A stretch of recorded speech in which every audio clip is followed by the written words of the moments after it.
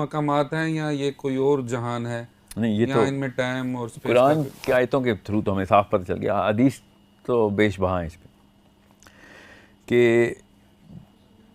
जन्नत जो है ना, और इवन जहन्नुम भी, ये ख़ास आसमान के सितारों सयारे हैं, मतलब पूरे गुच्छे हैं, जैसे कॉन्स्टलेशन हैं ऐसे सयारे। जितने इंसानों को जितनी जन्नतें मिलनी हैं, वो उस पूरे के पूरे रल्म के अंदर, उस जहान के अंदर एक एक से सयारा। नबी इस्लाम की हदीस है कि जो आखिरी जन्नती जहन्नुम से सज़ा पा के जन्नत की तरफ जाएगा, वो आखिरी जन्नती होगा। जो सब के सब जन्नत में जा चुके हैं, जहन्नुम में भी जो छोटे गुनाह करने वाले थे सज़ाएँ पा के जा चुके हैं, ये आखिरी बंदा है जिसका नाम यूहन्ना है। इसके गुनाह काफ़ी थे, ये आखिरी बंदा था जिसने दोज़ख से एग्ज़िट ले सकता था। उसके बाद जो भी बचेंगे उनको एग्ज़िट ही नहीं मिलना।